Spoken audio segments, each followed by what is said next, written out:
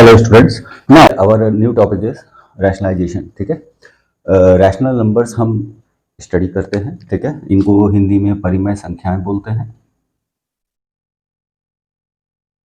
ठीक है, और ये जो परिमेय संख्याएं हैं वो p बाय q के फॉर्म में रिप्रेजेंट की जा सकती हैं। ठीक है, जहां पर p और q आपके इंटीजर्स होंगे और q की वैल्यू 0 नहीं होगी। ओके, तो एक रैशनल नंबर इस तरह से रिप्रेजेंट किया जा सकता है।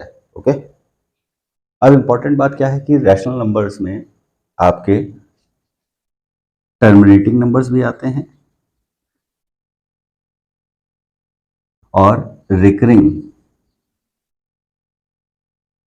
नंबर्स भी आते हैं। ठीक है, यहाँ टर्मिनेटिंग से क्या मतलब है, जैसे सपोज कर लीजिए we are writing 2 divided by 5, तो अगर इसको डिवाइड करेंगे तो 0.4 आ जाएगा। ओके, तो यहाँ पे डिवाइड करने के बाद डेसिमल के कुछ प्लेस वैल्यू आएगी, उसके बाद स्टॉप हो जाएगा। ओके, रिकरिंग का मतलब हो गया फॉर एग्जाम्पल 1 डिवाइडेड बाय 3, यहाँ पर we will get 0.333 dot dot dot, तो दैट इज इसको हम लिख सकते हैं 0.3 और 3 के ऊपर हम एक डॉट लगा देंगे, इसका मतलब 3 हमारा रिपीट कर रहा है। ठीक है, या फिर इसको ऐसे भी लिख सकते हैं 0.3 और ऊपर लगा देंगे 3 के ऊपर बार।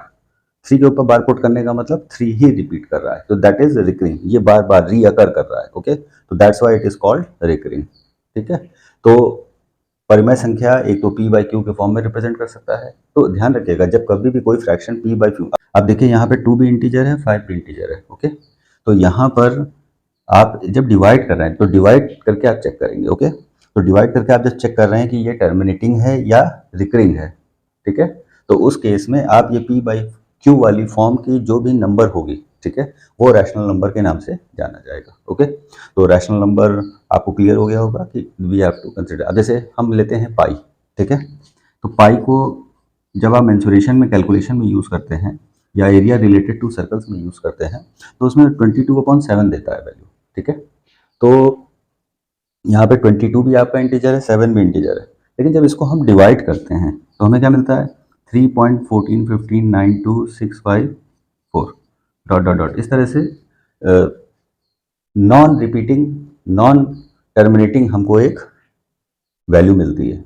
तो जब नॉन टर्मिनेटिंग नॉन रिकरिंग हो जाएगा तो ये रैशनल नंबर नहीं होगा। ओके, तो इसलिए देखने में तो लग रहा है कि p अपॉन क्यू के फॉर्म में है क्योंकि 22 भी इंटीजर है, 7 भी इंटीजर है, लेकिन जब डिवाइड करने पर हमने इसका रिप्रेजेंटेशन देखा तो ये नॉन टर्मिनेटिंग है और नॉन रिकरिंग है। हमें क्या चाहिए, टर्मिनेटिंग और रिकरिंग चाहिए, तभी रैशनल नंबर हमारा होगा। तो इस बात का ध्यान रखिएगा कि pi is not a rational number but it is an irrational number. ठीक है, अपरिमेय संख्याएं है। ठीक है, अच्छा एक चीज और बता दें कि 1 2 3 4 5 6 7 8 9, ये जो 9 प्लेसेस डेसिमल में यहाँ पर पाई की वैल्यू दी गई है, इसी को हम लोग बोलते हैं गोबा constant. Okay, we known as गोबा कांस्टेंट। ठीक है, ये साइंटिफिक रिसर्च वगैरह में करीब लगभग इतनी वैल्यू ली जाती है। ठीक है, हाँ एक बात और बताना चाहेंगे कि जब आप कैलकुलेटर से वैल्यू ले रहे हैं तो यू आर गेटिंग दिस, और जब आप 22/7 को आप डिवाइड करेंगे there will be slight difference over here. Okay, यहाँ पे कुछ वैल्यू में डिफरेंस आएगा। Is it clear? तो आप जो कैलकुलेटर के द्वारा वैल्यू है, जो आपके डिफरेंट ऑनलाइन साइट्स पे वैल्यू पड़ी हुई है, तो आप उसको एक्सेप्ट करके चलिएगा। ओके, लेकिन ज़्यादातर मेंसुरेशंस में 22/7 यूज़ कर लेता है या only first 3 letters, that is पहले 3 सिग्निफिकेंट डिजिट्स वो यूज़ करेगा, दैट इज 3 1 एंड 4।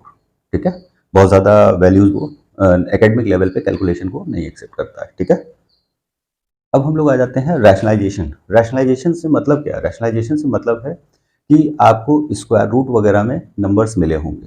ठीक है, तो हमें मैक्सिमम वो कहता है कि इसका रैशनलाइजिंग फैक्टर निकालिए। ओके, या इसका परिमयीकरण करने वाला घटक ज्ञात कीजिए। ओके, तो लेट अस सी, जैसे for example we are having √5, we are having square root of 5। ठीक है, तो यहाँ पे इसको अगर हम √5 से मल्टीप्लाई कर देंगे तो वी विल हैव √5 स्क्वायर। ठीक है, हम इसको एक प्रॉपर वे में पहले देखते हैं। तो यहाँ पर हमारे पास जैसे 5 ½ हो गया और बाहर पावर थी स्क्वायर। ठीक है, जो स्क्वायर रूट है उसको फ्रैक्शनल पावर में हम रिप्रेजेंट कर सकते हैं। फिर हम यहाँ पे देख रहे हैं 5 ½ इंटू 2, ये अंदर बाहर वाली पावर्स हमारी इंडाइसिस के रूल से या एक्सपोनेंट के रूल से मल्टीप्लाई हो जाएंगी और हम देख रहे हैं दोनों कैंसिल हो जाते हैं, तो हमारे पास क्या लेफ्ट हो रहा है 5 raised to the power 1, तो दैट इज 5। ठीक है, तो हमने ये देखा कि जब भी square root 5 into square root 5 multiply होगा, ठीक है, तो हमारा जो स्क्वायर रूट का साइन है, ठीक है, वो एलिमिनेट हो रहा है इन द सेम मैनर। तो यहाँ पर हम कह सकते हैं कि √3 इंटू √3 ये हमारे पास हो जाएगा 3, ठीक है, √7 इंटू √7 ये हमारे पास हो जाएगा 7, लाइक दिस। ओके, यहाँ से हम लोगों ने क्लियर कर लिया कि how we will get it. Okay, तो स्ट्रेट फॉरवर्ड है, जब लेंदी कैलकुलेशंस होंगी तो बस आपको डायरेक्ट ये लिखना है, आपको ये पूरा प्रोसेस नहीं शो करना है। ओके, अब यहाँ पे एक चीज़ नोट कर रहे हैं कि √5 और √5, तो इसमें √5 का रैशनलाइजिंग फैक्टर है आपके पास √5, ठीक है, तो रैशनलाइजिंग फैक्टर हमारे पास क्या हो जाएगा √5, ये यहाँ पे √3 का रैशनलाइजिंग फैक्टर क्या हो जाएगा √3।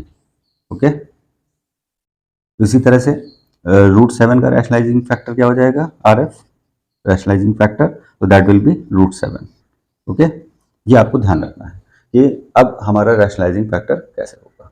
ठीक है, सपोज कीजिए कि अब बिगर क्वांटिटीज आएंगी तो उनका रैशनलाइजिंग फैक्टर क्या होगा। जैसे फॉर एग्जांपल हमारे पास आ रहा है 2 + √3, ठीक है, अब इसका रैशनलाइजिंग फैक्टर चाहिए हमें।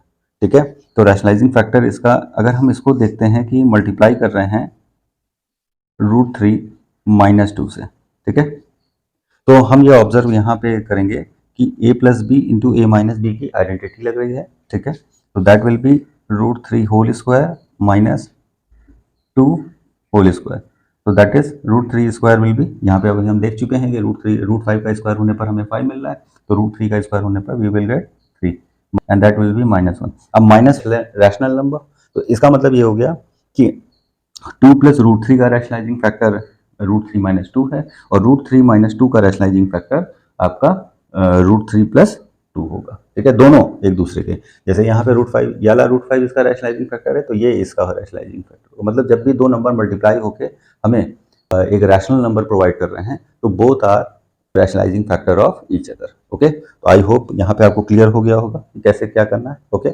Let us do few questions. Okay, अब देखिए हमारे पास यहाँ पर कुछ क्वेश्चंस दिए हुए हैं, उनको सिंप्लीफाई करना है। ओके, अब देखिए या तो वो कह देगा कि सिंप्लीफाई कीजिए, या कहेगा इवेल्युएट, या कहेगा कि सॉल्व द गिवन एक्सप्रेशन, ठीक है, या कह देगा कि फाइंड द वैल्यू। तो इन सब का मतलब ये है कि जो भी रेस्पेक्टिव प्रॉपर्टी अप्लाई होके ये सॉल्व होगा, हमें वो स्टेप्स परफॉर्म करने हैं। ओके, सबका मतलब एक ही है।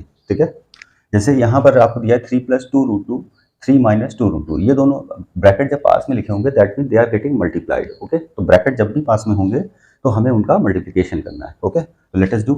ठीक है, तो हम ये देख रहे हैं कि यहाँ पर देखिए 3 यहाँ पे भी है, 3 यहाँ है, यहाँ प्लस है, यहाँ माइनस है, और 2 √2 दोनों जगह यहाँ पर है। ठीक है, तो इसका मतलब a + b into a - b की आइडेंटिटी यहाँ पर अप्लाई होगी, तो that is a² - b²। Okay, ये आ गया। अब यहाँ पे हम देख रहे हैं 3 का स्क्वायर हमारे पास 9 आएगा, और 2 √2, तो 2 का स्क्वायर हमारे पास आ गया 4 इंटू स्क्वायर रूट का स्क्वायर हो गया, तो दैट इज 2, तो we are having 9 - 8 is equal to 1। This is our final and ultimate answer for this. Okay, अब देखिए इन दोनों का प्रोडक्ट किया तो हमारे पास 1 वैल्यू आ गई। नेक्स्ट वन देखते हैं, यहाँ पर √8 - √2 है, और यहाँ पे √8 + √2 है, तो again a - b into a + b, तो that is a²। Okay, a² minus और b², दैट इज √8 का स्क्वायर माइनस √2 का स्क्वायर आ जाएगा, तो that is square root remove हो जाएंगे, तो 8 - 2 हमारे पास यहाँ पे आएगा and the value will be 6 and this is the final and ultimate answer for this. Okay, अभी come on to the next one. अब देखिए यहाँ पे दोनों ब्रैकेट में डिफरेंट वैल्यूज दी हुई हैं, क्या चीज़ देखिए, तो यहाँ पे मल्टीप्लिकेशन स्टेप को हम फॉलो करेंगे, तो √5 को √3 से मल्टीप्लाई करेंगे तो वी विल गेट √15। ठीक है, देखिए रूट वाले नंबर जो अंदर होंगे वो मल्टीप्लाई हो जाएंगे और सिंगल रूट यहाँ पर अप्लाई हो जाएगा। ओके, अब जैसे √5 इंटू √5 हमारे पास हो जाएगा √5 का square plus into minus minus हो जाएगा, तो वी विल गेट 5, क्योंकि √5 का स्क्वायर 5 होता है।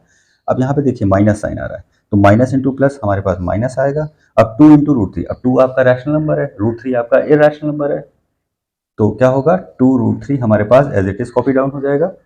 अब माइनस इंटू माइनस प्लस, ठीक है, 2 इंटू √5, तो दैट इज 2 √5। ठीक है, तो यहाँ पे हम देख रहे हैं कि each and every number is different.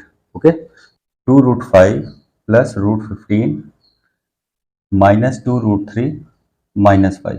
ठीक है, पॉजिटिव वाले टर्म पहले लिख लिए, निगेटिव वाले बाद में. ठीक है, ये हमारा इसके लिए आंसर हो जाएगा. This will be our final and ultimate answer for this. अब यहाँ पे नोट कीजिए, यहाँ पे भी डिफरेंट टर्म्स आ रहे हैं, तो that is what we can do. 3 into 2 is 6, 3 into root 2 is plus 3 root 2. ठीक है, फिर रूट 3 और 2 को मल्टीप्लाई करेंगे तो वी विल गेट 2 रूट 3. फिर उसके बाद रूट 3 इंटू रूट 2 को क्या मल्टीप्लाई करके मिल जाएगा, रूट 6. देखिए स्क्वायर रूट के अंदर दोनों हैं तो हम उनको कॉमन स्क्वायर रूट लगा देंगे और 3 इंटू 2 हमारे पास 6 अवेलेबल हो जाएगा.